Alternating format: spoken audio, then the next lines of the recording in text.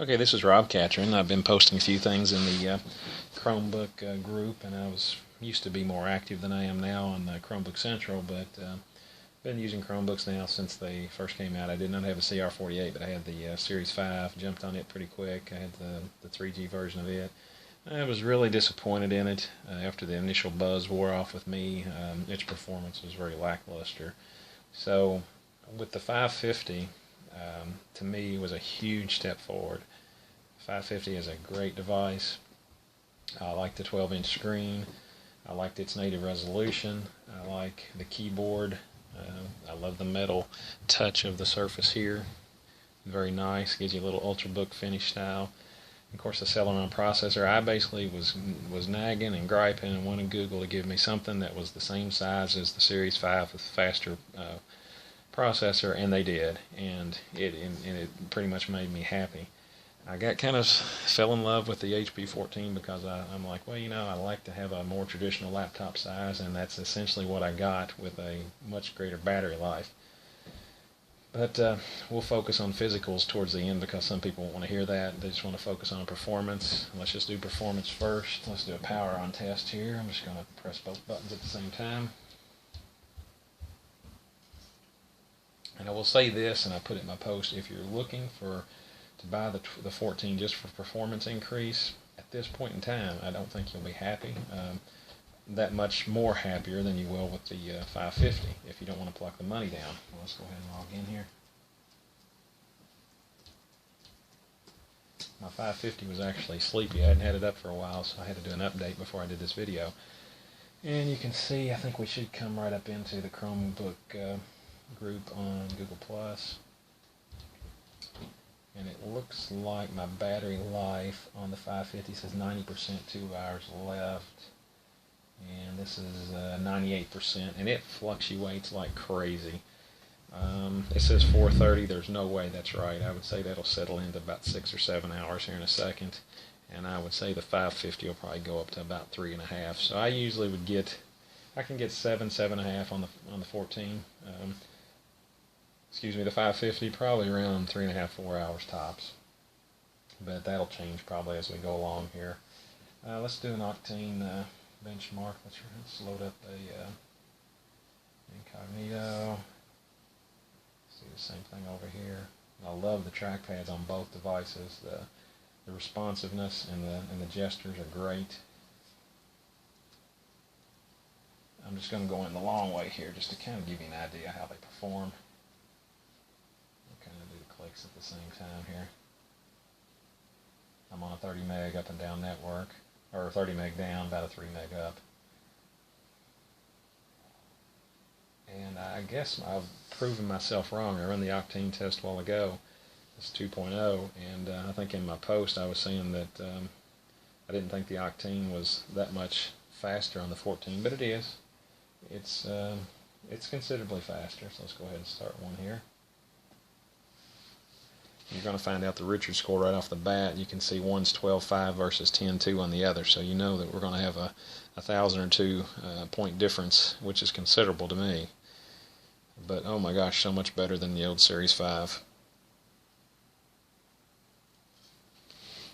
So we'll let that finish out. I guess while that's finishing, when we're talking about screen quality, I would almost say that the 550 screen's a little better, probably because it's similar technology and it's a much smaller surface, much more, probably, I guess, denser, I don't know. I'm not a monitor expert, obviously, than this one, and you can't really tell from a video. They both look really good to me. I'm not a real picky on my monitors, but I think they're good. I would have to give the nod on the keyboard to the 550.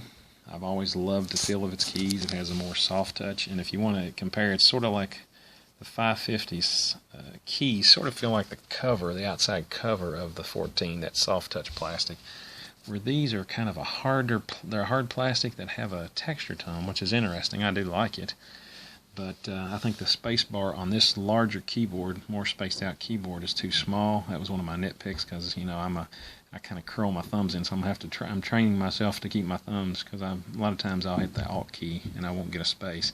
And I think this one's way too big, but that's just a little picky thing. Trackpads are great on both. This one has a little racket when you tap on it, which kind of drives me crazy. But you see the Octane 8926 versus 6756, so a considerable difference. We have, yeah, pretty good little difference in octane rating.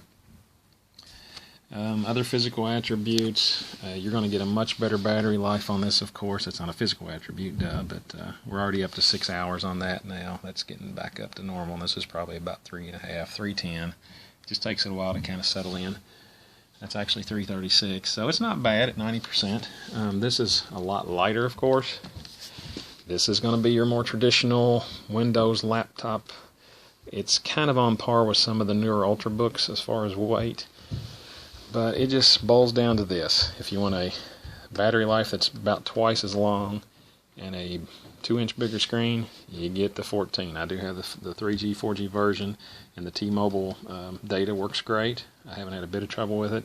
I went on and actually used their website and did a 1 month, I think it was a 2 gig pass, or maybe it was 1 gig, can't remember, but it was total painless. And this is, of course, just Wi-Fi only, but I do love it. You can see I'm kind of resisting to sell it just yet because it's not really worth a whole lot of money.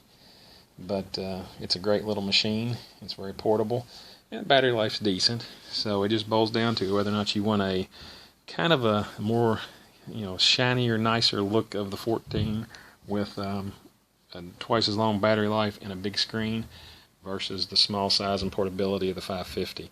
If you're looking for it for just pure performance, and we'll do some more websites here. We'll go to maybe Google Plus, and again, and just kind of scroll through some things. Let's go to Chromebook Community. And we can kind of see how things go here. But you're not going to see a lot. I mean, they're both really smooth, fast-scrolling devices. Facebook is usually a dog, so let's go to Facebook and kind of see it as well. But you see, they're both fairly quick machines. It always takes a while for all these ads and crap on Facebook to get going, but once we're in, we're so much better than the old Series 5 was. And I'd say it's a little smoother on the 14. Of course, I've got the photo zoom on, but we'll get off to the side where we don't pull that up. But you can see they're both very smooth devices. You wouldn't be disappointed with either one. Twitter, common site people go to. In some regards, you know, the 550 is a little zippier in some regards, but not a whole lot. So that's basically my little brief video review. In conclusion, we'll look at the outside. We'll see here the 550 had that shiny plastic, which was kind of lousy. You see, I'm kind of picky, but I got a couple little scratches there, which I hated. I really did not like those scratches, but I really did like the chrome and the Samsung emblems. This is a very nice look. The bottom, very nice look, and it's got its same soft textured feel. It's just that shiny hard plastic. So, but you can see size-wise, there is a huge difference. You may not think that's a big difference, but it's a huge difference. Those 2 inches on the screen and the weight make a considerable size difference. So, if you got any questions, just post them in the group. Thank you.